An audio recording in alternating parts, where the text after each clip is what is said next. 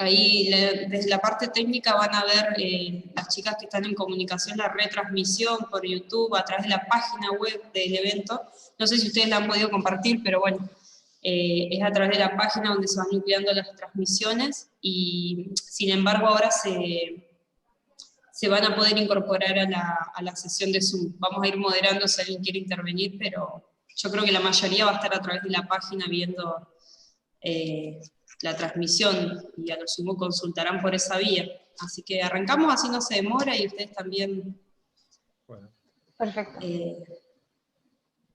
¿Empezaste a grabar? Bueno, les damos la bienvenida a quienes nos acompañan en esta 7ª edición de la Expo Industrial, Comercial e Innovación Tecnológica de Comodoro Rivadavia. Este evento que realizamos desde el municipio de Comodoro Rivadavia, desde la agencia Comodoro Conocimiento, desde hace ya varios años. Este año nos implica realizarlo de esta manera virtual, y es un orgullo poder invitar a muchas empresas, instituciones de la región y de alcance nacional también. Invitamos a toda la audiencia, quienes nos estén del otro lado, a ingresar a nuestra página web, www.expoindustrialcr.com.ar, para conocer y participar de la intensa agenda de actividades previstas para la jornada del día de hoy y mañana, viernes 6. Y en este panel que vamos a desarrollar a continuación, vamos a tratar el régimen actualidad del régimen de zonas francas en Argentina, limitaciones y potencialidades, y para ello le vamos a dar la bienvenida a la licenciada en Comercio Internacional, Belén Stutz, especialista en negociación internacional. Ella posee un máster intensivo en negocios en la Universidad de Pompeu Fabra, España. Posee una amplia experiencia en negocios internacionales que ha adquirido con las distintas pymes y multinacionales para las que ha trabajado, y actualmente es directora de Comercio Exterior en la provincia del Chubut. Nos va a estar acompañando también y siendo actor de este panel el señor Marcelo Leite. Preside desde el año 2011 la Zona Franca de La Plata, y actualmente la Cámara Argentina de Concesionarios de Zonas Francas. A su vez se desempeña como prosecretario de la Confederación Empresaria de Transporte y vicepresidente de la Cámara Empresaria del Puerto de La Plata. Así que bueno, es un gusto que nos acompañen ambos esta tarde. Vamos a hacer lugar a que hagan sus presentaciones, y a quienes nos acompañan del otro lado, pedirles que transmitan sus inquietudes a través del chat de YouTube, o quienes se incorporen a la sesión de Zoom a través de esa vía también. Así que bueno, bienvenido Marcelo, si quieres comenzar. Gracias, Betania. Voy a empezar por compartir mi presentación.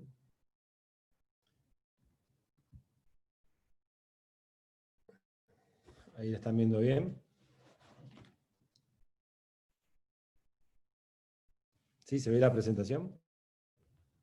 Perfecto. Bueno, gracias Betania. En primer lugar, quiero agradecer a esta Expo Industrial, Comercial de Innovación Tecnológica, en especial a sus organizadores, a la Municipalidad de Comodoro Rivadavia, a Vivamos Comodoro, a la Agencia Comodoro Conocimiento, que es la Agencia de Desarrollo Económico, a la Universidad Nacional de la Patagonia, San Juan Bosco, al Instituto Argentino del Petróleo y del Gas, y a la Cámara de Empresas del Golfo de San Jorge. Y por supuesto a vos, Betania, y por último a Belén, que hoy me acompaña en este panel. Bueno, vamos a ir recorriendo un poco este camino. Gracias por la invitación. Un poco la idea es contarles cuál es la actualidad del régimen de zonas francas en Argentina. Para hacer esto vamos a trazar algunos esquemas comparativos, vamos a ver cómo se desenvuelven nuestras zonas francas y cómo se desenvuelven en la región y qué está pasando en el mundo. No sin antes hacer un poco de historia para entender qué es esto de las zonas francas.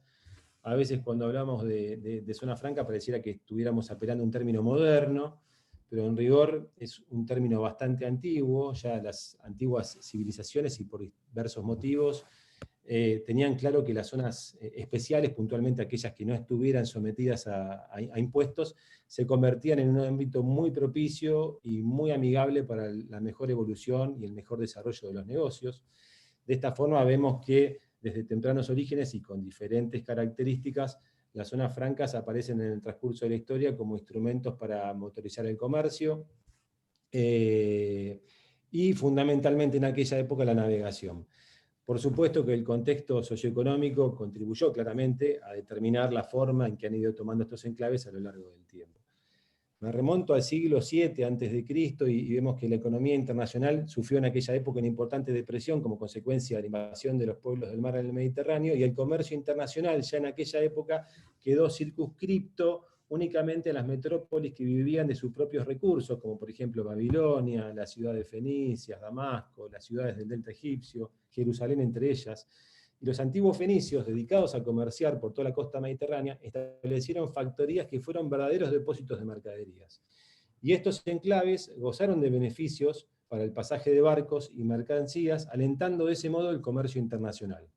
Es decir, que la actividad comercial y esos depósitos francos de los fenicios respondían a la necesidad de encontrar una vía de escape al monopolio de los estados antiguos. Esas factorías se convirtieron realmente en una suerte de ciudades dirigidas por una nueva burguesía, que era una burguesía mercantil, donde los mercaderes llegaron a tener mucho más poder que los reyes, y estaban gobernadas por oligarquías de armadores y como dije antes, mercaderes. Ya durante el siglo XI, mucho más acá, este concepto se fue revitalizando, y al margen del señorío feudal aparecen las ferias francas, ya con este nombre de ferias francas, como instituciones muy dinámicas, rompiendo así la quietud del deprimido mercado medieval. Esas ferias, que originalmente fueron el enlace entre el campo y el artesanado, cambiaron las reglas del intercambio comercial, movilizaron la economía de innumerables regiones. A fines del siglo XIX, ya en plena expansión de la Revolución Industrial, en plena expansión inglesa, se produjeron los movimientos de unificación en el continente europeo, y como preludio de sus procesos de desarrollo en ese siglo, aparecieron las zonas francas en términos de expansión comercial, ya bien definidas como zonas francas y como instrumentos de comercio exterior. Pero al mismo tiempo, ya por ejemplo, el puerto de Hamburgo tenía su zona franca industrial.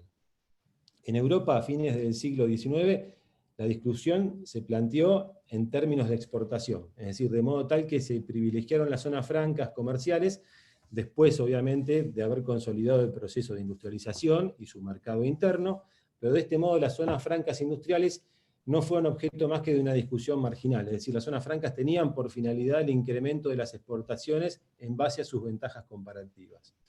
Y asimismo en Argentina, ya por principios del siglo XX, tuvimos algunos intentos legislativos, por 1900 la creación de la zona franca en el Puerto de la Plata, no llegó a implementarse, pero mucho más acá, ya a fines del siglo XX, en los años 90, hubo una importante cantidad de proyectos que promovían la creación de zonas francas como instrumentos de política comercial, siempre tendientes a facilitar y promover los intercambios, y como centro de distribución intermedia de productos terminados o semielaborados, y todo esto para producir ¿qué? Un acercamiento de mercados y un abaratamiento de costos que quedaron plasmados con una ley, que es la ley que conocemos, que a mi gusto ha quedado un tanto imperfecta y que es la que nos rige actualmente en la actividad.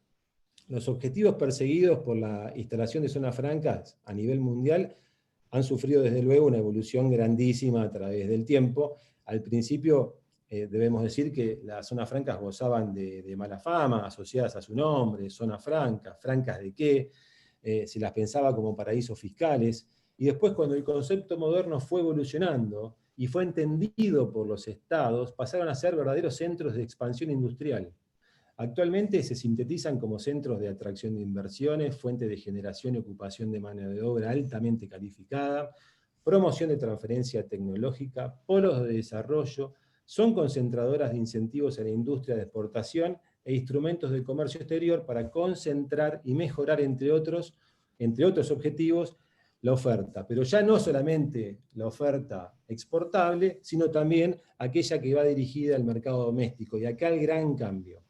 Y lo más importante, que todo esto se lleva a cabo bajo estrictas normas de control y trazabilidad de todos los productos que ingresan y egresan a las zonas francas.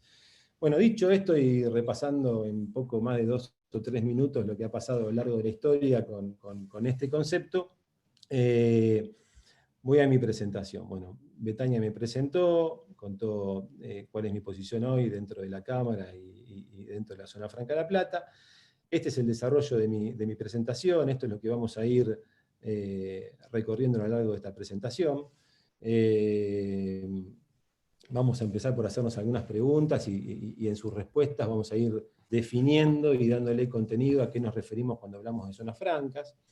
En primer lugar, lo vamos a hacer desde un enfoque, desde un lugar, digamos, un poco más teórico, que podría estar definido por el perfil que han adquirido las zonas francas en los países o regiones donde se han convertido en verdaderos casos de éxito, para luego hacer un análisis de la herramienta en nuestro país y ver de qué modo, y poder advertir de qué modo la situación argentina, la legislación argentina, nos afecta o nos aventaja respecto de la región y del mundo. Bueno, en primer lugar, la primera pregunta sería, ¿qué son las zonas francas? Bueno, hay infinidad de definiciones. A mí particularmente me gusta esta, que dice, acá la pongo en la presentación, las zonas francas son un área geográfica delimitada y definida dentro del territorio nacional, en donde está permitido desarrollar múltiples actividades, y esto de múltiples actividades nos va a dar la posibilidad de categorizar a las zonas francas. Entonces, vamos a decir que las zonas francas pueden ser industriales en las cuales se pueden introducir bienes de capital, componentes, insumos, intermedios, materiales importados o provenientes del territorio ganadero general, es decir, del mercado doméstico. ¿Para qué? Para ser afectados a un proceso productivo. Ya veremos luego qué pasa con esa producción de zona franca. Las zonas francas también pueden ser de servicios, o a mí me gusta decir de transferencia de conocimiento. Estas zonas francas se han erigido como verdaderos parques de negocios, donde se ofrecen espacios diseñados específicamente para actividades de servicios, así como también ofrecen una infraestructura muy jerarquizada, capaz de ofrecer servicios de negocios muy variados, como el desarrollo y comercialización de software, la tercerización de procesos administrativos, data centers, call centers, centros de servicios compartidos, servicios jurídicos, servicios arquitectónicos, de diseño, y hasta, por ejemplo, medicina de alto grado de complejidad, como sucede en Dubái. En Dubái hay un área donde están radicados, emplazados los mejores centros médicos, no solamente de Dubái, sino de Oriente, y operan bajo el régimen de zona franca. Digamos que son lugares que hoy se construyen bajo la estructura de parques de negocio y tecnología, y ofrecen beneficios tributarios, aduaneros, y por ende mayores oportunidades comerciales por el entorno que genera la masa crítica que se concentra en ellos. ¿Dónde las vemos en las zonas francas claramente con este perfil? Bueno, por ejemplo en Costa Rica, por ejemplo en Montevideo, por ejemplo en Colombia, por nombrar casos de la región, y mucho más jerarquizado, como comentaba antes, en Oriente, ¿no? Como en países como Emiratos Árabes Unidos, Dubái concretamente, o en China. China también, que no solamente tiene parques bajo el régimen de zona franca, sino que el régimen de zona franca ya ha desbordado los límites de un parque y se extiende a ciudades o regiones. Estos nuevos modelos de negocio, ¿qué es lo que permiten? Bueno, por ejemplo, y entre otros, simplifican los tiempos de startup de cualquier proyecto, disminuyen los trámites relacionados con los procesos, hacen más fácil y simple la aparición de nuevos jugadores empresariales al mercado, permiten captar de mejor forma mayores oportunidades de negocio, otorgan oportunidades de empleo formal y calificado. Por ejemplo, y para citar Uruguay, en Uruguay el salario promedio dentro de las zonas francas es 4 veces superior a la media en el territorio, y la tendencia es la misma en Bogotá y en Emiratos Árabes Unidos. Este modelo de zonas francas, las de servicios me refiero, llegaron para romper el modelo tradicional de zonas francas, el que conocíamos, el de esas zonas francas con bodegas, con fábricas, con camiones, convirtiéndose en verdaderos centros empresarios orientados a las personas más que nada, con cómodos y seguros espacios de trabajo, zonas verdes, zonas de recreación, servicios de apoyo, edificios de oficinas de altísima gama para las empresas y amenities pensados para atraer a los mejores talentos. Podemos decir que son una extensión del campus universitario al mundo de los negocios. Eso es hoy lo que se entiende por las zonas francas de servicio digamos, en la modernidad de las zonas francas. Y por último, dentro de esta categoría encontramos a las zonas francas comerciales. Comerciales o de almacenamiento. Son aquellas que han adquirido un perfil más orientado a las actividades logísticas, de almacenamiento y o de distribución, desde donde se abastece la región o al mercado local. ¿Qué se puede hacer en estas zonas francas? Bueno, en ellas se puede construir bodegas, se puede arrendar espacios para almacenamiento y efectuar todo tipo de transacciones comerciales, es decir, se puede comprar y vender sin darle transformación a la mercadería, admiten mercaderías en espera de un destino posterior y buscan constituirse como centro de distribución a nivel regional. La particularidad, y uno de sus sellos más distintivos, es que los tránsitos o ingresos bajo un mismo documento aduanero se pueden fraccionar tantas veces como sea necesario, es decir, como lo demande el cliente, como lo demande el mercado. No existe plazo máximo de permanencia y las mercaderías pueden ser retrabajadas para condicionarlas al mercado de destino. ¿A qué me refiero con esto? Cambios de packaging o reenvasados de productos recibidos a granel, que son reemplazados en contenedores de menor medida. Ahora, en todas estas zonas francas, en toda esta categorización, una de las notas comunes a todas ellas, y más distintivas por supuesto, es que a los efectos de los impuestos que gravan las importaciones y las exportaciones, las mercaderías ingresadas en estas zonas francas se consideran fuera del territorio aduanero nacional, es decir, fuera del territorio aduanero general, como lo define nuestro código. Bueno, la segunda pregunta que nos vamos a hacer es, ¿para qué sirven las zonas francas y por qué los estados promueven su funcionamiento? Bueno, un poco lo anticipaba recién, cuando distinguíamos los distintos perfiles según las actividades que se pueden desarrollar en cada zona franca. Pero básicamente los motivos son los siguientes. Primero, porque han demostrado ser un fenomenal instrumento para la generación de empleo. Y esto no lo digo yo, esto no lo dice la Cámara Argentina de Concesionarios de Zona Franca, sino que esto lo dice la evidencia que más adelante voy a compartir con ustedes.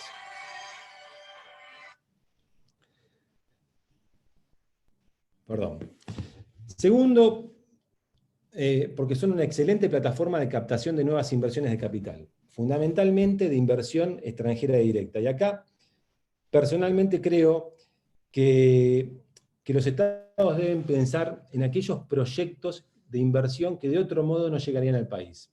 Ese ha sido el enfoque de muchos de los países que han desarrollado esta herramienta, es decir, se han preguntado qué necesitamos ofrecer a la inversión extranjera directa de perfil de riesgo y orientada a la producción para que pongan a nuestro país en el mapa. Y la respuesta va por acá, es decir, los estados que han logrado captar más inversión extranjera directa en la región en las últimas 3 décadas, han tenido como política de Estado y diría que como centro de sus programas de política comercial a los regímenes de zona franca. Y eso lo vamos a ver más adelante, y esto lo han hecho con incentivos muy atractivos.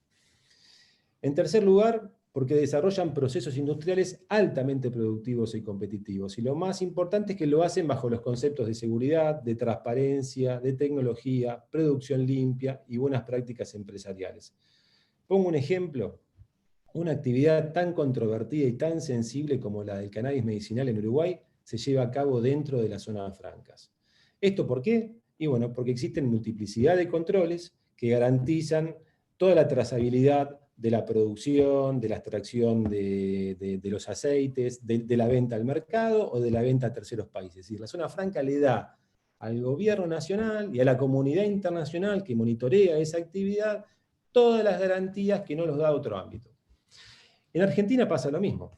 En Argentina estos controles son no menos que triplicados o cruzados, porque tenemos la presencia permanente del gobierno nacional a través de la AFIP, a través de la Administración Federal de Ingresos Públicos con la Dirección General de Aduanas, tenemos la presencia activa, un rol muy activo de las provincias a través de sus comités de vigilancia y los concesionarios. Todo esto en el marco de una ley que nos impone responsabilidad solidaria, con lo cual esto hace que, entre otras cosas, las economías dentro de estas áreas sean 100% formales, y lo mismo respecto de las relaciones laborales. En otro sentido, bueno, promueven la generación, tenemos acá, de economías de escala.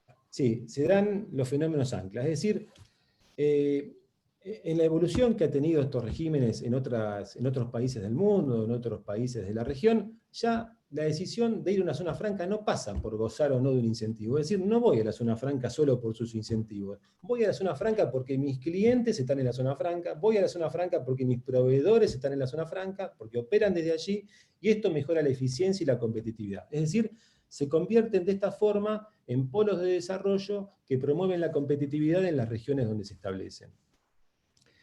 Simplifican los procedimientos del comercio de bienes y de servicios. ¿Cómo lo hacen esto, entre otras cosas? Y, por ejemplo, beneficiándose de la concentración geográfica de los servicios que demanda un operador de comercio exterior. En la zona franca se comparten recursos. Existe, por ejemplo, una ventanilla única en un mismo ámbito. Conviven la aduana, las agencias especializadas como puede ser SENASA, los comités de vigilancia y concesionario como contaba antes. Pero además están presentes todos los miembros de la comunidad que de manera satelital le dan apoyo a una operación de comercio exterior. ¿Y con esto a qué me refiero? Están los forwarders, están los agentes de transporte aduanero, están los despachantes de aduana y están los transportistas, entre otros. Y por último, bueno, y un poco por todo lo que venía diciendo, comentando recién, se refrenda lo que resalto acá en este último punto, que se han constituido en verdaderos eslabones de cadenas globales, de cadenas de producción y de cadenas logísticas. Bueno, dicho esto y definido a grandes rasgos, digamos, por sus notas más salientes a nivel teórico, vamos a ver qué es lo que sucede cuando hablamos de zonas francas en la Argentina. Como comentaba antes, las zonas francas en la Argentina hoy están regidas por una ley que es del año 1994, que es la ley que lleva el número 24.331, que en su artículo 4 nos define el objetivo. Dice que las zonas francas son creadas para impulsar el comercio y la actividad industrial exportadora, facilitando que el aumento de la eficiencia y la disminución de los costos asociados a las actividades que se desarrollan en ellas se extiendan a la inversión y el empleo. Es decir, dicen que a mayor eficiencia y menores costos, esto se extiende a la inversión y al empleo. Ya veremos si fue así. Es decir, ya veremos si esta mayor eficiencia que suponía el legislador y estos menores costos que suponía el legislador han tenido un real impacto en la inversión y en el empleo. Respecto de su tratamiento impositivo, bueno, por tratarse de un régimen aduanero, la actividad desarrollada en zonas francas en principio solo concierne a los tributos del comercio exterior. En esto hay que ser muy claros. Por tanto, tienen plena vigencia todas las demás disposiciones impositivas, financieras, laborales y previsionales que se aplican en el territorio aduanero general, incluso las de carácter penal. Algunos deben estar pensando, pero ¿cómo es eso? ¿No estamos en una zona franca? Sí, repito, se aplican y tienen plena vigencia todas las disposiciones impositivas, financieras, laborales y previsionales que se aplican en el territorio. Entonces, ¿qué tenemos de zonas francas? Esa es la pregunta. Bueno, ahora lo vamos a ver. Beneficios impositivos. Los beneficios impositivos, ¿dónde los tenemos? Los tenemos en los servicios básicos que se presten dentro de las zonas francas, que están exentos del pago de impuestos nacionales, por ejemplo, el IVA, además de los impuestos internos. Esto es hoy en el orden del 38%, 27% es la tarifa del IVA para la energía eléctrica, 11% más o menos es el componente de impuestos internos, lo que nos da un total del 38%, que significaría de ahorro para un proceso productivo, por ejemplo, que tenga un consumo intensivo de energía eléctrica, lo cual es muy interesante, las hace muy interesantes. Lo que tenemos que ver ahora es, ¿esto alcanza? Bueno, vamos a ver si alcanza, pero lo que sí que es muy interesante.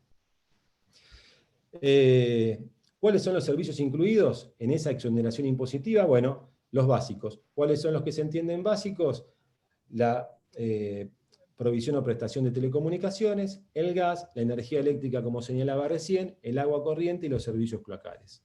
Ahora, en cuanto al régimen de impuesto de las ganancias, y aquí tenemos una de las grandes diferencias con las zonas francas de la región y del mundo, las obligaciones son las mismas que en el territorio nacional. Es decir, la tarifa del impuesto a la renta en zona franca es igual que en el territorio, 35%. Ya vamos a ver después qué sucede en otros países y cómo les ha ido. ¿Qué sucede cuando exporto o importo desde una zona franca. Estoy acá, en este punto, exportación desde zona franca a terceros países, al TAC. Bueno, acá quiero explicar qué sucede con las exportaciones y ya veremos qué sucede si exporto al territorio aduanero general, vale decir al mercado doméstico, en qué casos se puede, en qué casos no se puede, y qué sucede cuando lo hago a terceros países, y en qué condiciones voy a exportar a esos terceros países. Ya veremos, según sea bloque o extrabloque. Cuando me refiero a bloque, Mercosur.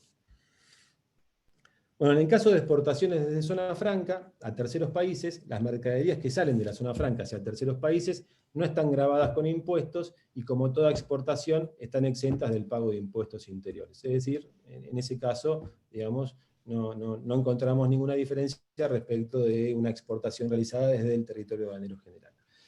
En el caso de exportaciones desde zona franca al territorio aduanero general o mercado doméstico, acá vamos a ver que cuando desde la zona franca se introducen mercaderías al territorio aduanero general, vale decir al mercado doméstico, esto se considera que es una importación para consumo, y en ese caso, obviamente, se deberá cumplir con el pago de todos los derechos e impuestos que gravan esa importación al mercado doméstico. Aquí hablamos concretamente de productos que no sufren modificación alguna. Ya vamos a ver después qué pasa si los productos sufren modificación. Vale decir, ya sea por haber sido afectados a un proceso productivo o ensamble, o porque me refiero en este caso a que los productos que pueden ser ingresados a la zona franca son aquellos que se han mantenido en el mismo estado y condición que ingresaron a la zona franca. De hecho, ¿de qué estamos hablando acá? Estamos hablando de las zonas francas como centros o hub de distribución. Zonas francas que reciben mercaderías de terceros países y desde la zona franca, sin haberse alterado o modificado su estado o condición, se distribuyen al mercado doméstico o a otros países de la región. Veremos después qué sucede, como decía antes, cuando hay un proceso productivo y cuáles son los mercados de destino de la producción de una zona franca argentina. Bueno, en el caso de exportación desde el territorio aduanero general a la zona franca, es decir, cuando la mercadería sea introducida desde el mercado doméstico a la zona franca, en este caso se considera como una exportación suspensiva, es decir, los derechos de exportación que eventualmente se deban tributar, las famosas retenciones a las exportaciones, se suspenden, pero se garantizan hasta tanto el producto se exporte definitivamente desde la zona franca a un tercer país. Y por último, bueno, ¿qué pasa con los estímulos a las exportaciones? Aquellos que tengo cuando exporto desde el territorio aduanero general, ¿qué pasa en la zona franca? ¿Los pierdo, los mantengo? No pasa nada, se mantienen, pero quedan suspendidos hasta que se reexporte, hasta que efectivamente se reexporte esa mercadería a terceros países. Perfecto, clarísimo. Bueno, vamos a ver un poco ahora producción. ¿Qué pasa cuando producimos en una zona franca argentina? Vimos antes cómo se desempeñan las zonas francas en la Argentina en el perfil que más han desarrollado y que tiene que ver con el perfil comercial o de almacenamiento, convirtiéndose de esta manera en verdaderos nodos o centros de distribución local o regional, casi en un 100% de mercaderías de origen importadas, conformando, por supuesto, un eslabón muy importante dentro de la cadena logística y en especial la portuaria. Este es el perfil que mejor ha desarrollado la zona franca de La Plata, para poner un ejemplo. En este segmento ahora vamos a abordar el tema productivo. ¿Qué pasa con las zonas francas industriales en Argentina? ¿Qué sucede cuando agregamos valor en una zona franca argentina? Ya había anticipado que en la Argentina las zonas francas son de carácter mixto, es decir, está permitido el desarrollo de actividades comerciales, de servicios industriales, estas últimas con importantes beneficios, como vimos con el tema de la desgravación en los servicios básicos. Ahora, ¿qué sucede cuando modelizamos un proyecto industrial? Y esto, los que somos concesionarios de parques de zona franca, lo hacemos muy a menudo. Toda vez que una compañía está analizando su radicación en una zona franca, veremos que la instalación de una industria dentro de la zona franca goza de desgravaciones y exenciones de tributos desde la construcción o ejecución de una planta productiva hasta la venta del producto final que esa planta elabore. Concretamente, tanto en los materiales para la construcción de una planta industrial, como la incorporación de todos los bienes, incluidos los de capital, por supuesto, que conforman ese establecimiento industrial, como las instalaciones de máquinas, equipos, ingresan a las zonas francas sin tributar el IVA, sin limitaciones, y sin pagar aranceles en caso que su introducción sea desde terceros países. Esto es muy importante. Por ejemplo, se pueden comprar en el exterior llave en mano, naves o plantas industriales que se instalan en la zona franca y al radicarse definitivamente en la zona franca no deben ser nacionalizadas. Es decir, gozan del beneficio de la extraterritorialidad. También se pueden traer equipos y máquinas usadas sin limitaciones de parte de la autoridad aduanera, ya que, reitero, estamos en una zona extraterritorial. Lo mismo ocurre con la introducción de materias primas, que se incorporarán al proceso productivo, ya sea que se incorporen desde el territorio aduanero general, lo vimos antes, ¿no? Que el TAC, el mercado doméstico, las va a exportar esas materias primas a la zona franca sin impuestos, o esas materias primas pueden venir incluso desde el exterior, importadas, se van a introducir a la zona franca sin nacionalizarse, es decir, sin pagar aranceles e impuestos. Luego, en ese proceso productivo, donde yo agrego insumos o intermedios nacionales, a insumos o intermedios importados, se consumirán distintos recursos. En el caso de la energía eléctrica, gas, agua, comunicaciones, como comentaba antes, serán devengados con una excepción absoluta de IVA y impuestos, que estamos en el orden del 38%, que es una gran mejora respecto de los costos operativos de una operación radicada en el territorio aduanero general.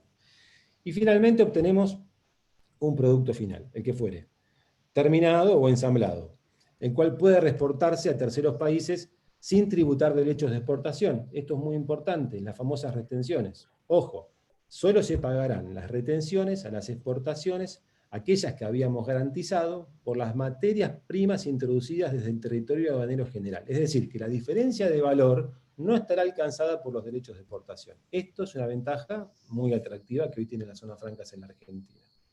Ahora, así como cuento todo esto, no puedo dejar de hablar de las limitaciones, y acá las resalto en mi presentación. No podemos dejar de hablar de lo que se denomina pérdida de preferencia arancelaria. ¿Qué es esto y cómo funciona?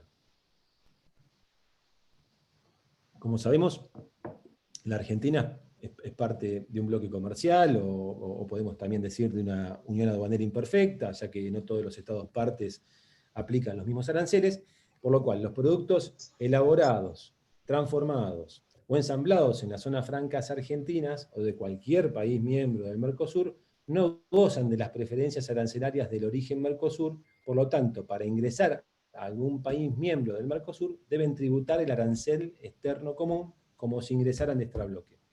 Esta fue una limitación que quedó plasmada casi de manera concomitante con el nacimiento de las zonas francas en la Argentina. Es una decisión del Mercosur del año 1994, es una decisión que lleva el número 8, y lo que hace fue categorizar a las zonas francas del Mercosur como extrabloque, con dos excepciones que fueron la zona franca de Manaus en Brasil y el territorio aduanero especial de Tierra del Fuego en nuestro país, en Argentina.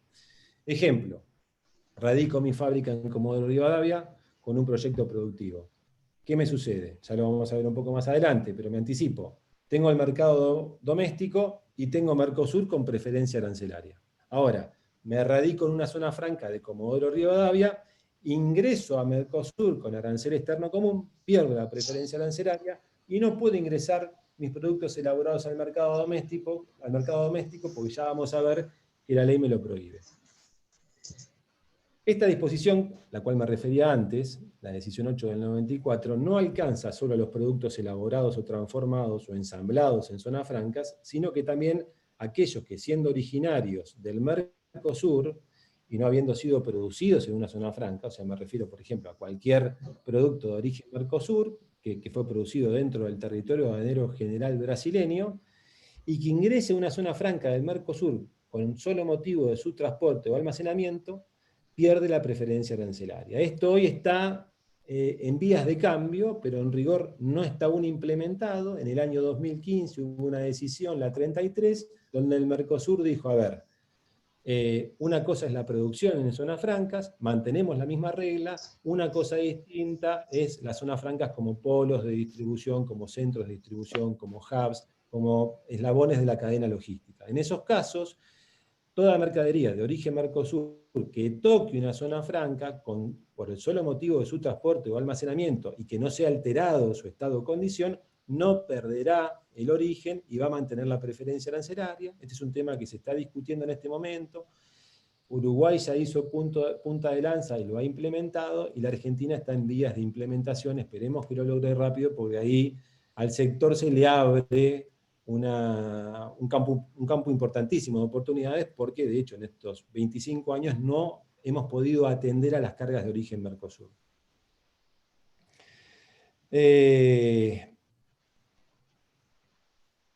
Y bueno, tenemos la limitación, por último, que nos impone la ley.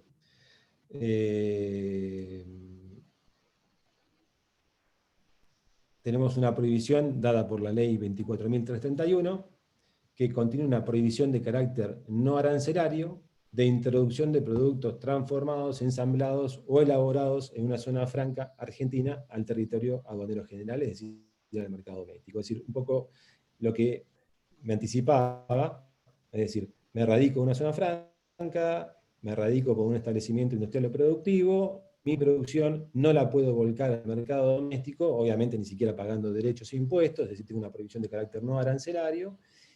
La única excepción a esto son los bienes de capital que no registren antecedentes de producción en el territorio, para lo cual el Estado está comprometido a efectuar listas de cuáles son esos bienes de capital que no registren antecedentes de producción, que son los que se podrían fabricar en las zonas francas nacionales y estaría permitida su introducción al territorio aduanero general.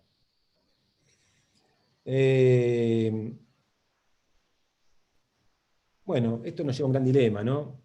Porque ¿qué implica todo esto? Implica que la producción en zona franca tiene prohibido el mercado doméstico por imperio de la ley local, se ve impedida además de la ventaja de la preferencia arancelaria del Mercosur por decisión de los Estados partes, con la decisión 8 del 94.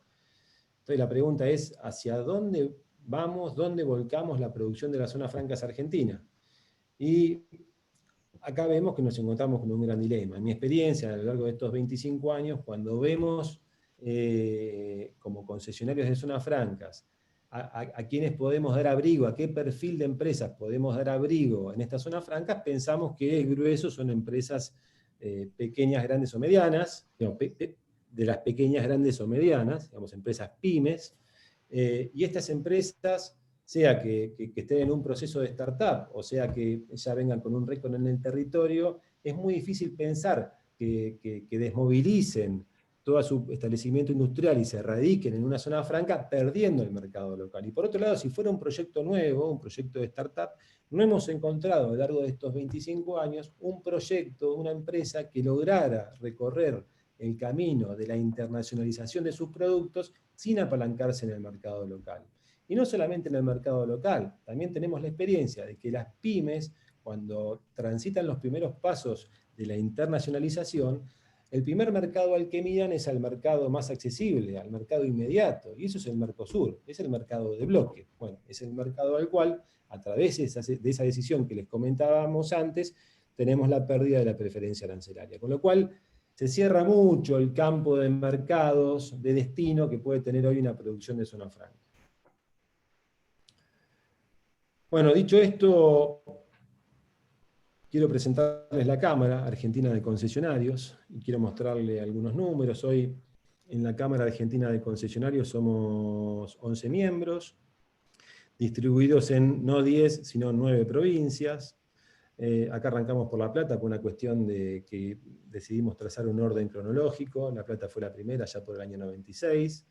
Siguió La Pampa, Córdoba, Misiones, Corrientes, Entre Ríos, bueno, Bahía Blanca en Buenos Aires, Santa Fe, Río Gallegos y Caleta Olivia en Santa Cruz, y por último Neuquén, que entendemos y aspiramos a que está llamada a ser la zona franca que atienda a la operación de vaca muerta en un futuro.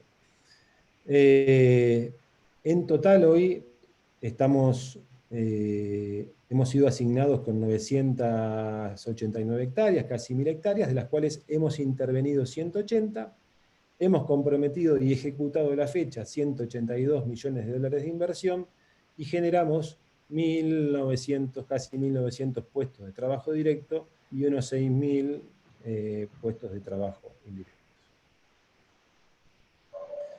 Este es otro gráfico que muestra, bueno, un poco cómo está repartida la torta de la inversión entre cada una de las zonas francas. Lo importante, quiero destacar esto, hemos hecho estudios donde entendemos que una apertura, es decir, una corrección de asimetrías en nuestra legislación nos permitiría rápidamente duplicar los montos de inversión y obviamente los de generación de empleo.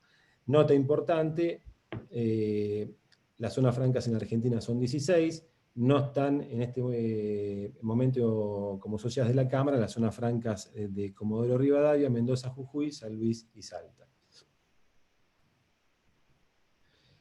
Este es otro cuadro donde mostramos, bueno, cuál es la capacidad desocupada que tenemos, es decir, tenemos el 78% de nuestra capacidad desocupada, es decir, podemos crecer, únicamente hemos ocupado el 22% de nuestra capacidad, son pocas las zonas francas que han alcanzado el 100%, ocupar el 100% de su capacidad. Y este me parece que es el cuadro más significativo que quiero compartir con ustedes, ahora lo voy a ampliar. Veamos, acá tenemos las zonas francas vecinas de la región y del mundo. Vemos que en la Argentina, bueno, tenemos 16 zonas francas, Uruguay tiene 13. Argentina genera 1.900 puestos de trabajo directo con 45 millones de habitantes. Uruguay genera 14.400 puestos de trabajo directo con algo más de 4 millones de habitantes. Chile genera 180.000 puestos de trabajo directo, Brasil 104.000, Paraguay 10.000, y me voy a Colombia y digo, ¿por qué Colombia? Porque después voy a hablar de Colombia, 69.000 puestos de trabajo directo. Bueno, República Dominicana casi que toda su economía pasa por las zonas francas. Otro dato muy interesante, las exportaciones, tema muy sensible hoy en la Argentina, generación de divisas. La Argentina hoy está exportando desde sus zonas francas 25 millones de dólares. Uruguay, con 4 millones y algo de habitantes, exporta 4.300 millones de dólares desde sus zonas francas. Chile, 2.600. Brasil, 1.500. Colombia, 3.100 millones de dólares. Como les anticipaba antes, República Dominicana representa casi toda su economía, incluso tiene un impacto fuertísimo en el PBI, 5.700 millones. Y otro de los datos muy interesantes, impuesto de la renta en el territorio aduanero general, impuesto de la renta en zona franca. Acá vamos a ver la gran diferencia en los regímenes en nuestro país y en el resto de la región o del mundo. Y estas son las asimetrías que tenemos que empezar a ver y buscar su corrección. Dentro de la zona franca el impuesto de la renta es del 35%, fuera de zona franca todos conocemos en el territorio aduanero general el impuesto de la renta es del 35%. En Uruguay, 25 para el territorio, 0 para la zona franca, Chile 24, 0 para la zona franca, 15 para Uruguay, 15 para Brasil, perdón, 4 dentro de las zonas francas, Paraguay 15, fuera, 1% dentro, y en Colombia 25%, 33% perdón, dentro, 20% la tarifa del impuesto a la renta para las zonas francas. Y respecto del IVA, con una excepción, somos el único país que grava todas las actividades, con excepción de los servicios que antes les mencionaba, el resto de las actividades están alcanzadas por el impuesto al valor agregado, en el resto de las zonas francas no, con excepción de Paraguay, que sí con el 10%.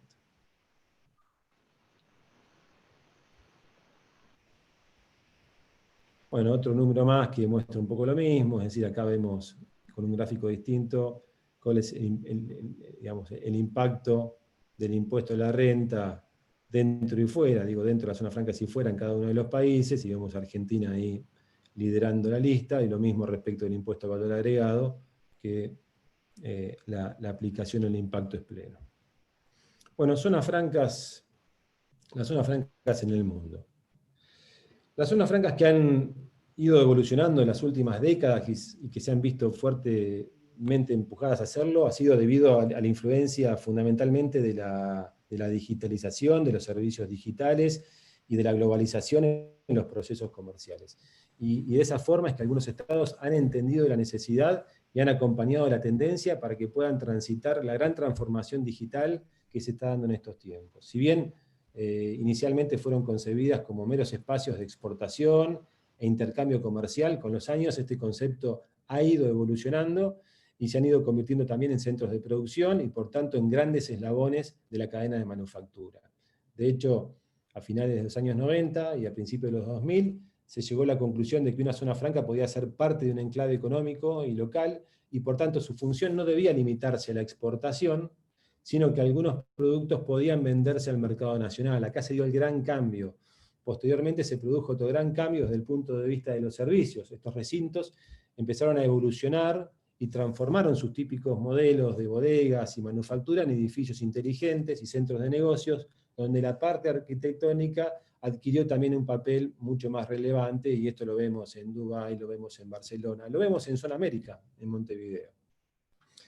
Así, grandes y medianas empresas hicieron su labor en estos recintos, conscientes de las ventajas que otorgaban los mismos, y no ya solamente las ventajas de carácter fiscal o impositivas, sino otras ventajas, como por ejemplo, y algo me mencioné antes, la sinergia de clústeres, es decir, la inmediatez que se da entre la relación cliente-proveedor, la concentración geográfica de los servicios vinculados al comercio exterior, la facilitación comercial, que implica, entre otros, por ejemplo, la implementación de modelos como el de ventanilla única, la libre circulación de divisas, como sucede hoy en Uruguay, la mejora en el acceso y conectividad de servicios en la nube, como es el caso de Uruguay, tanto en el World Trade Center o en Zona América.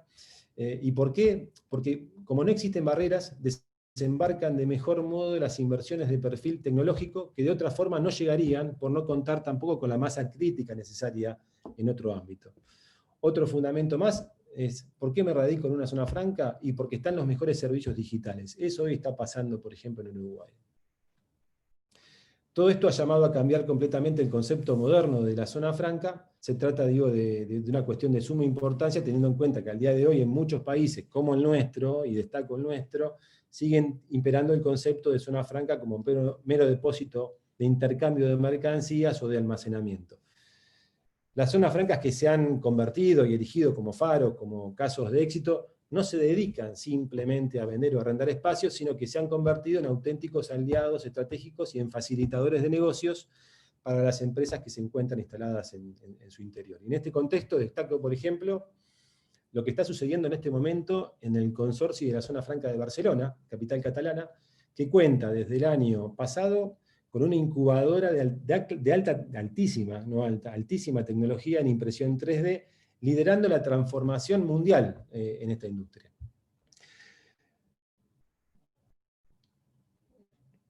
Bueno, acá cuento un poco también las zonas francas en el mundo. Vemos que hoy en el mundo son 5.400 las zonas francas que están operativas. Este es un dato muy significativo. Me gusta mucho este gráfico, porque vemos que en el año 86 teníamos 47 economías, por no decir estados, países, con 176 zonas francas. En el año 95 ya teníamos 73 estados que habían abrazado este régimen, 93 en el 97, y hoy tenemos 147 economías, estados, que han abrazado este régimen con la apertura que les contaba antes, han recortado las asimetrías y han establecido 5.400 zonas francas. Esta es la distribución a nivel global. Lidera obviamente Asia con 4.046 zonas francas. Seguimos en Latinoamérica con 486, Estados Unidos, Canadá y México 262, África 237 y por último Europa con 105. Y esto también es un dato interesante. Veamos China, me gusta mostrar China porque digo, el 47% del intercambio comercial chino es a través de zonas francas o zonas económicas especiales, y hoy están generando en un total, a nivel global, 80 millones de empleos, es decir, el 1% de la población mundial. Bueno, como les decía antes, ¿qué está pasando en la región? Ya vimos un poco qué pasa en la Argentina, vimos el marco teórico, qué pasa en la Argentina, qué pasa en el mundo, qué pasa en la región, que en rigor es lo que más nos debería interesar. Y para hablar de la región elegí Colombia. No puedo dejar de comparar Colombia con la Argentina. Podría haber tomado otro país, podría haber tomado perfectamente Uruguay, pero sucede que, a ver, por su grado de desarrollo económico, por su nivel de complejidad en el conglomerado industrial, por la densidad demográfica, por algunas características geopolíticas, Colombia tiene una similitud muy fuerte con la Argentina. No digo que sean lo mismo, pero digo, son más comparables. Y esta comparación permite analizar cómo se desenvuelven las políticas de crecimiento y evolución económica. Es decir, ¿qué hubiera pasado si acá hubiéramos adoptado algo parecido a lo que hizo Colombia hace ya más de 15 años? Ambos países son países americanos, están en vías de desarrollo, y esto hace que podamos anticipar con mucha certeza el resultado de algunas de las decisiones económicas que deben tomar los gobiernos por el simple hecho, digo, de la comparación. Colombia contaba con una normativa de zonas francas pero muy similar a la imperante hoy en la Argentina. La producción de zona franca tenía el mercado local prohibido, al igual que sucede hoy en nuestro país, y contaba con escasas o casi nulas ventajas fiscales o impositivas. A mediados de los años 2000 tenía solamente 11 zonas francas operativas. ¿Y qué sucedió? Bueno, sucedió que con la intención de promover el desarrollo económico a través de la inversión extranjera directa, y que estas inversiones se convirtieran en las disparadoras de la producción y del empleo, en el año 2005 Colombia dictó una nueva ley de zonas francas que provocó una transformación. Fue algo disruptivo, diría que sin precedentes en Colombia y sin precedentes en la región. No solo se multiplicaron las zonas francas, sino que estas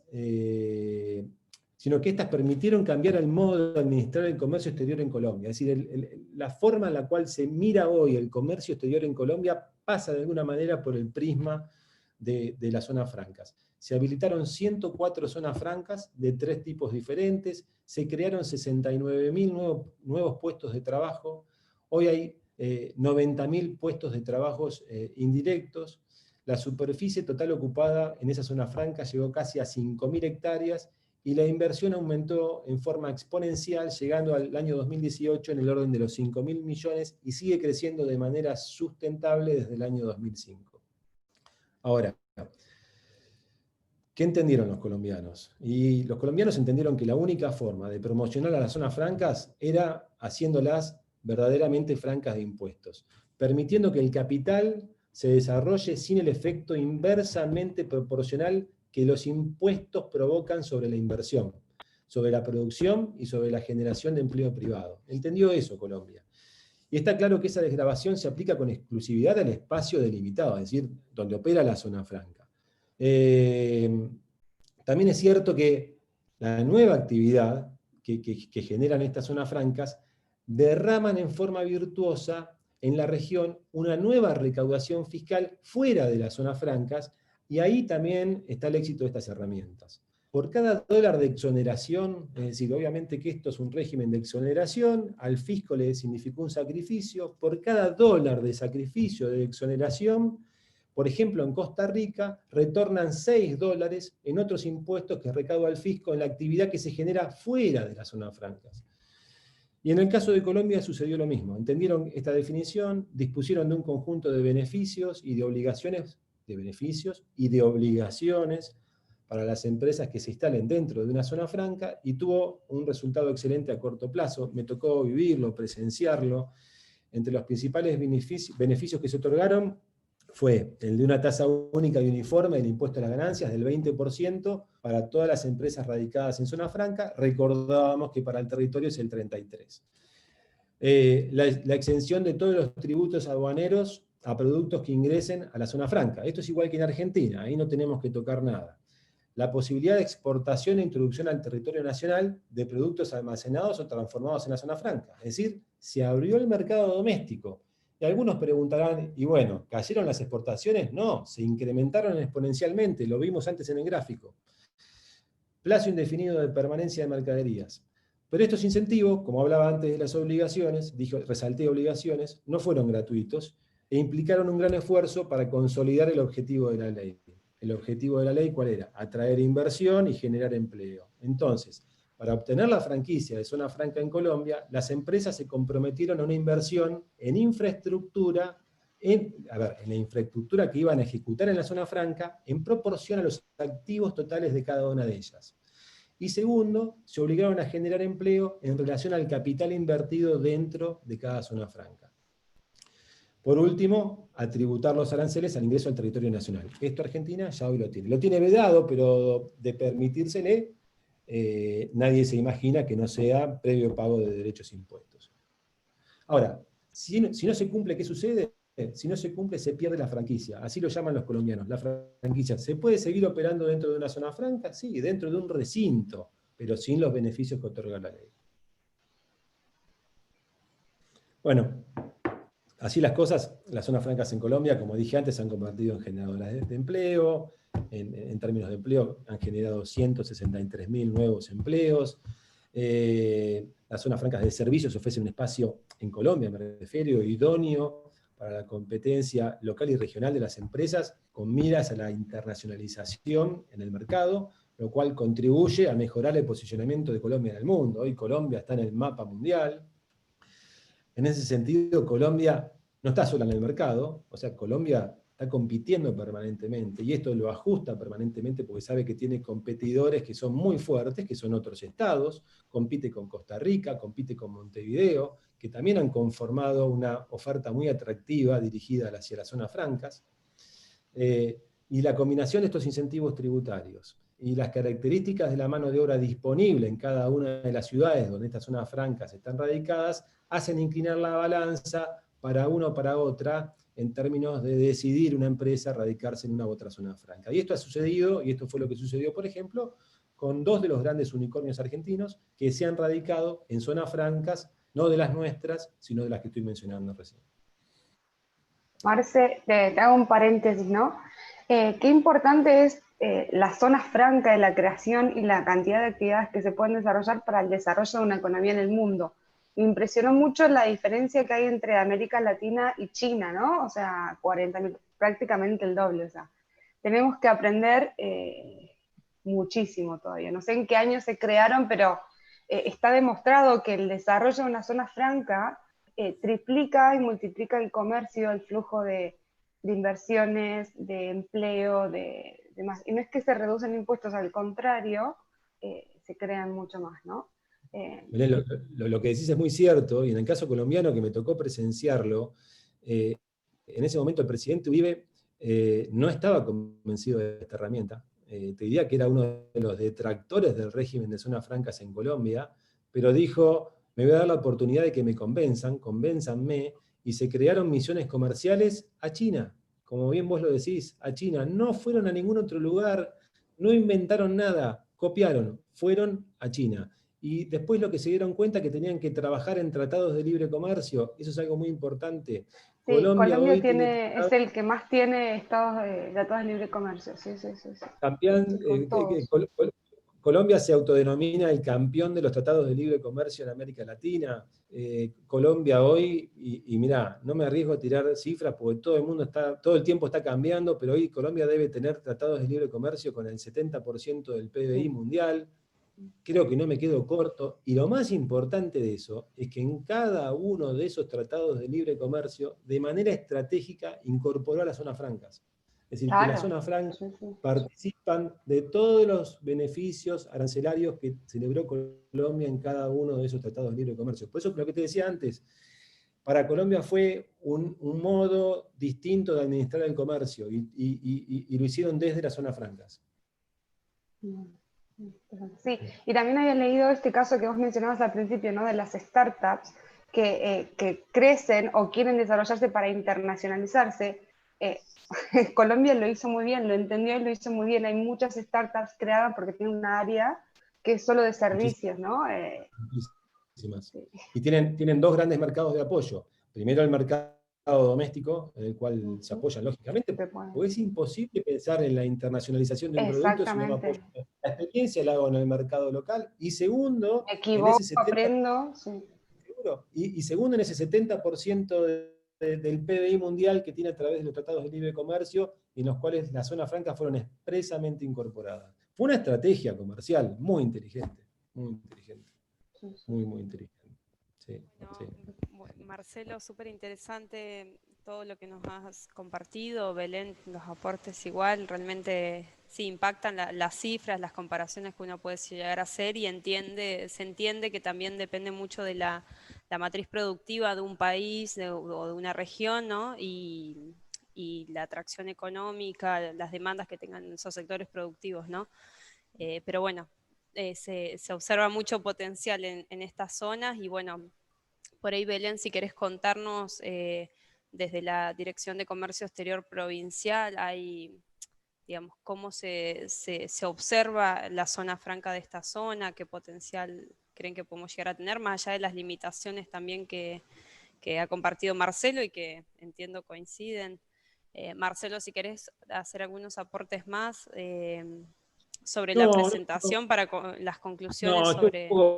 Para redondear y no quitarle espacio a Belén, que tiene un aporte muy rico para hacernos, contar básicamente los retos. Hoy tenemos retos desde el sector y que pasan justamente, a ver, para sintetizar, por la corrección de estas asimetrías, es decir, la necesidad de poner en la agenda la revisión de la ley 24.331, la necesidad que entendemos, y esto estamos muy claros respecto de que la Argentina está bien encaminada en la implementación de la decisión 33, que nos va a permitir trabajar mercaderías de origen Mercosur con, digamos, al solo efecto de su transporte o almacenamiento, y digamos, son los retos principales. Acá lo que tenemos que trabajar es en la corrección de las asimetrías. Entendemos que tenemos las capacidades, tenemos la capacidad instalada, tenemos capacidad desocupada, tenemos la predisposición para seguir sumando inversiones, tenemos los talentos, y esto hoy está desaprovechado, porque nos falta la competitividad que nos tiene que poner el Estado a través de un ayornamiento del ordenamiento normativo.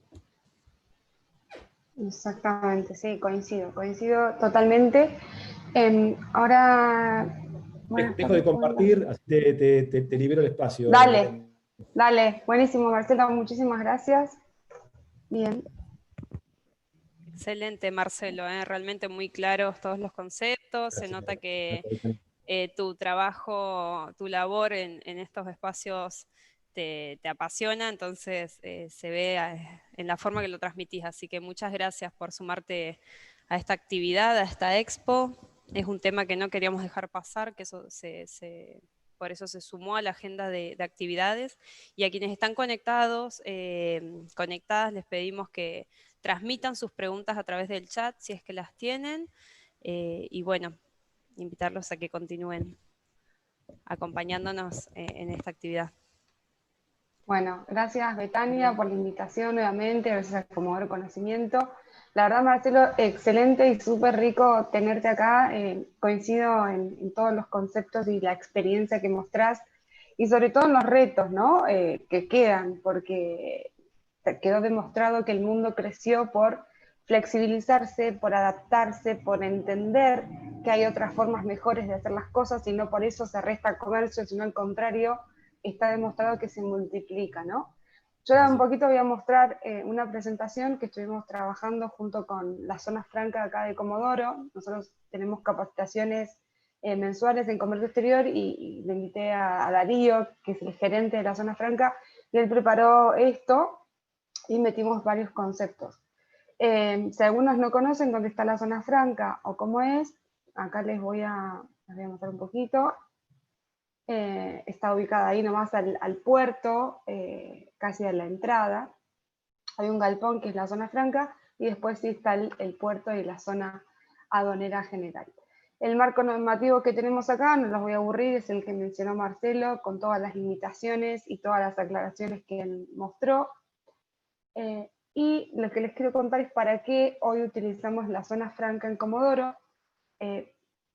Lo usamos básicamente para el manejo de stock, reducción de los tiempos de entrega, optimización de fletes, seguros. Se pueden importar maquinarias nuevas usadas sin impuestos ni previsiones. Hay un tiempo indefinido de almacenaje, y las tarifas de almacenar mercadería en una zona franca son más competitivas que en un depósito fiscal, porque el fiscal cobra en dólares, ¿sí? Como verán, esto no es ni un 1% de las ventajas que ofrece una zona franca en otros países como Colombia, Costa Rica, Dubái o cualquier parte del mundo. Es muy poquito. Básicamente, acá los importadores lo utilizan para comprar grandes lotes de mercadería, traer el contenedor completo, fraccionar e ir ingresando mercadería por parte al territorio aduanero general, ¿sí? Y básicamente como un depósito. Pero bueno, es lo que tenemos con la zona franca.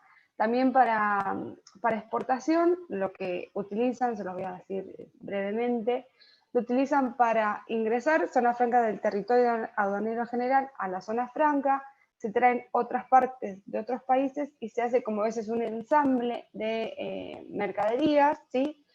Con parte local y parte importada, se ensambla, se acondiciona un producto y se exporta.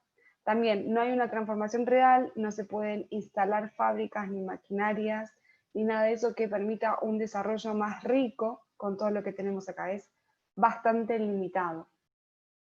Y hoy lo que más vemos es un ahorro de costos de personas que ingresan materiales por zona franca que lo utilizan por el depósito fiscal común, ¿sí?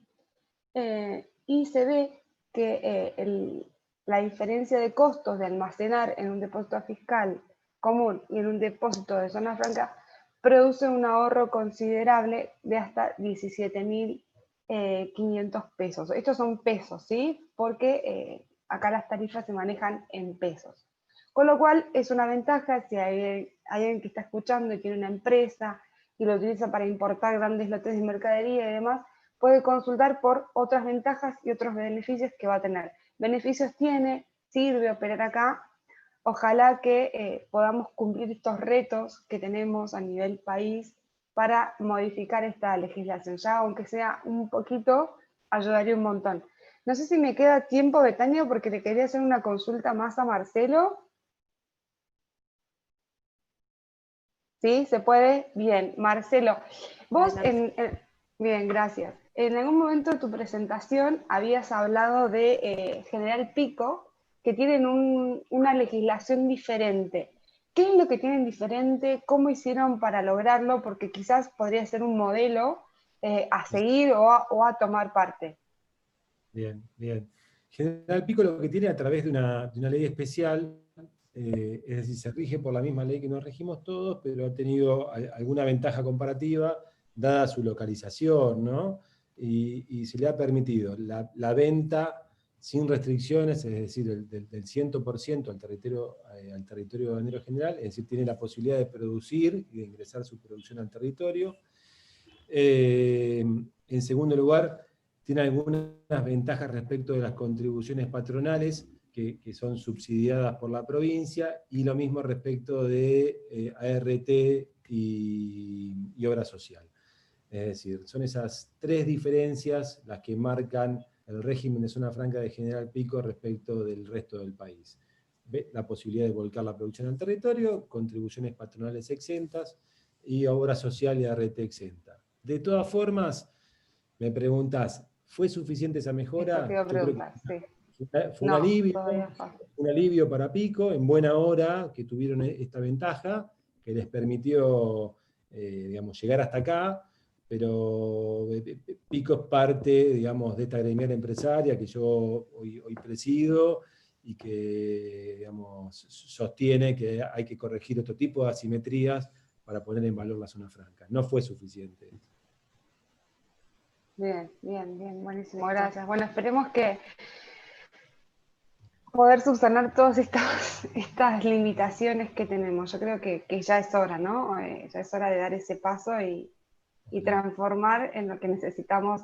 Necesitamos crecer y necesitamos dólares. Esto está demostrado. No, y en ese sentido es muy importante el apoyo de ustedes, de los gobiernos provinciales, porque siempre decimos, las provincias son socias nuestras en estos proyectos. Es decir, esto es una ley nacional a la cual las provincias adhirieron en su momento, y en la adhesión exigieron compromisos de inversión que hemos ejecutado, que hemos cumplido, y estamos hermanados en este proyecto, digamos.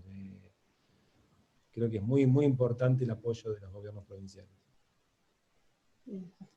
Sin duda, Marcelo, Belén, seguramente para que se generen políticas públicas que tiendan al abordaje de distintos aspectos como este potencial, ¿no?, industrial, comercial, que se puede dar en estas zonas, tiene que darse la cooperación de los distintos sectores de gobierno, ¿no? Y desde el campo nacional, incluso a la cooperación de las localidades y sin lugar a dudas las provincias. Yo realmente les quiero agradecer un montón. No sé si quieren hacer algún aporte más a este panel. Y si no, bueno, les doy las gracias por haberse sumado y haber dedicado parte de su tiempo a esta charla en el marco de la Expo Industrial. No, Betania, en nombre de la Cámara, agradecerte a vos, agradecerle a Belén la posibilidad de visibilizarnos y de contar dónde estamos y hacia dónde creemos que debemos mirar en un futuro. Sí, exactamente. Gracias por conectarnos también, porque no habíamos tenido la posibilidad de conversar con Marcelo. ¿Cierto? Así que sí, súper agradecida y bueno, quedamos abiertos para futuros proyectos o requisitos o planteamientos que podamos hacer en conjunto, ¿no? Así Desde que luego, gracias. cuenten con la Cámara. Esa es una de las funciones de la Cámara. Bueno, genial. Cuenten acá con la Dirección de Comercio Exterior. Perfecto, gracias. Gracias, Belén. Bueno, Gracias, muchas gracias, gracias a ustedes. Marcelo. Gracias. Chau, chau. Marcelo, Belén, nuevamente les agradezco y a toda la audiencia que nos ha acompañado en este panel. Los invitamos a continuar siguiendo la agenda de actividades propuestas en el marco de esta Expo Industrial virtual en esta 7ª edición, a ingresar a nuestra página web, ¿sí? expoindustrialcr.com, y ver las distintas actividades que se van a estar transmitiendo en vivo, algunas pregrabadas y algún contenido audiovisual para que nos conozcan como ente y a las distintas instituciones que participan. Muchas gracias y buenas tardes. Gracias a ustedes. Gracias a ustedes. Buenas tardes. Ya, chao, chao, hasta luego.